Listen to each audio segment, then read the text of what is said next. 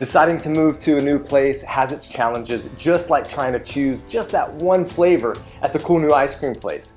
But we've found to successfully move and integrate somewhere, you've got to keep your why out in front of you. We have 5 outstanding reasons to move to Portugal.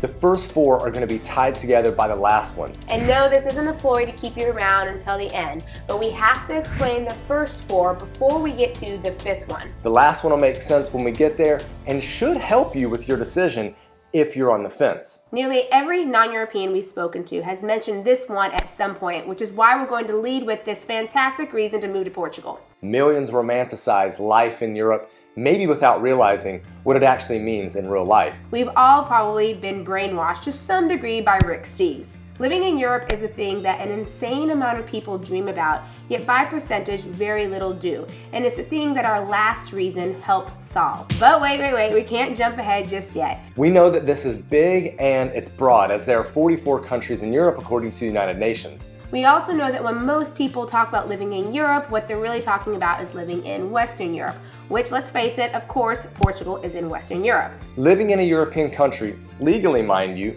allows pretty painless travel around the continent, which allows us to ultimately visit all of those famous sites we saw in our history books as kids. Who would have thought that chubby 13-year-old boy would have been able to visit some of the most iconic landmarks in Europe? Traveling around the region is cheaper than traveling around the US for sure with budget airlines. I won't name them because they've let us down way too many times. And yet their attractive flight prices continually reel us in. They offer round-trip travel to 30 destinations for under 100 euros. All of this traveling around Europe allows you to get a feel of the variety of cultures you can live in, which leads us to our next reason, lifestyle. Obviously, different European countries will have their own flair, and while there are similarities, there are also differences as well. So for example, Germany and England might feel a little different than Portugal and Italy, all with their perks and different from the US, but Portugal takes the cake for being our favorite.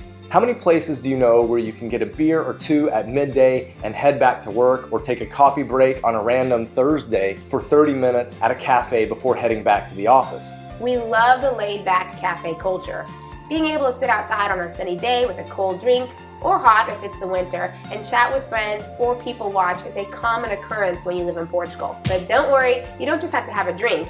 I mean, you can if you want, but I recommend you pair it with one of the many pastries that are ubiquitous here. Whether it's a traditional place or something a bit swanky, the cafe culture never disappoints. The lifestyle in Portugal is just different. There are other countries around Europe that have a similar work-life balance, but if you're looking to slow down and smell the roses, then Portugal is likely the place for you. Is there a trade-off? Absolutely. And we'll probably get to that in a future video. If you'd like a place that is as laid back and easygoing as Jeff Bridges as the dude, Portugal is the right place for you.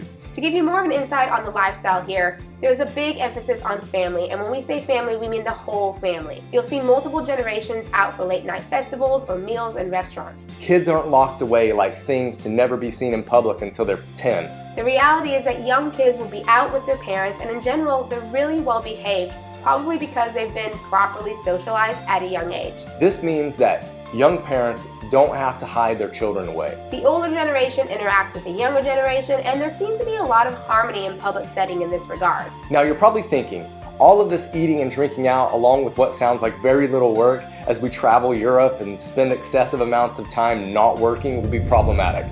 Well, the reality is, it could be, but it depends. For most people moving to Portugal, especially from the US like us, you'll be fine. You'll find ways to stretch a euro like Jean-Claude Van Damme. Portugal's cost of living is one of the best in Europe and possibly the world, considering what all you get in return. There are other countries globally that are cheaper, sure. But we don't really believe that just because it's cheap means that it's good or better. Cost of living for us also takes into account what you're getting back for what you pay for. For example, Portugal's healthcare is among the top 20 in the world, but boasts prices that are 1/5 or even 1/10 of what you pay for private insurance in the US. You can still grab a beer out for $1 or $2 in a local bar. Lunch meal deals can be found for around 10 euros.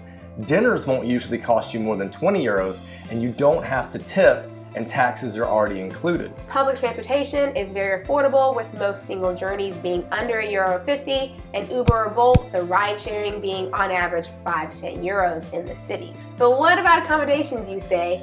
Well, there's no doubt that these have been on the rise, and if you can avoid the major cities, or at least avoid the urge to live downtown in the major cities, you're going to pay a fraction of what it might be to rent in the suburbs in the US, for example. If you want to know more about the cost of living, we have a video for you to click on at the end of this, but let's soldier on to reason number 4. Now, we've lived in a lot of different climates, and while Portugal is by no means perfect, the weather has to be on our list and yours too. A lot of people might wonder why we live in the north of Portugal, but guys, the weather is not as bad as the apps and those in Lisbon might lead you to believe. We like that it doesn't get too hot in the summer, and we're fine with wearing coats in the winter. We're not talking about trudging through the snow here. But even if you don't decide on the north, the rest of the country has good weather as well. It just depends on your style. For example, for those of you who want an all-around sunnier climate, but don't mind the heat when it comes to the summer, then Algarve is for you. If you're into a drier, more arid climate that has hot summers and cold winters, Alentejo would do the trick. But what about the idea of something a little more temperate that's near the ocean?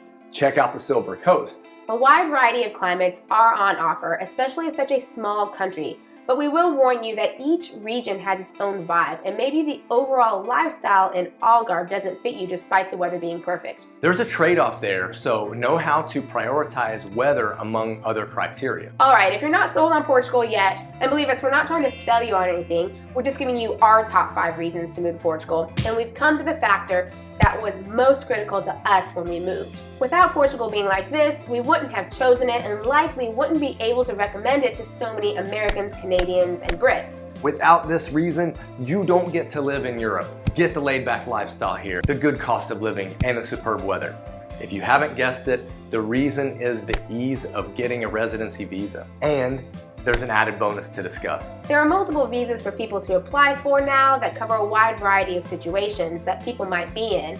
And Portugal is quite reasonable with the requirements and what they ask for. I won't list out all the visas that you can be eligible for, but if you like our content, we do recommend that you dig into the channel and search for things that you're looking for. Now here's the added bonus along with the residency visa being rather straightforward compared to a lot of other European countries. Portugal also boasts one of the shortest pathways to citizenship in Europe. That means that after 5 years of living in Portugal, and keeping a clean nose of course, you'll be able to apply for citizenship, thus keeping the first 4 reasons we listed in this video as stable things in your life, as well as adding to the list of reasons why you should move to Portugal. We logged what we spent in Portugal for a whole month and broke it down for you. Watch this video right here to get an idea of a realistic cost of living. Now, let's get moving. Bye.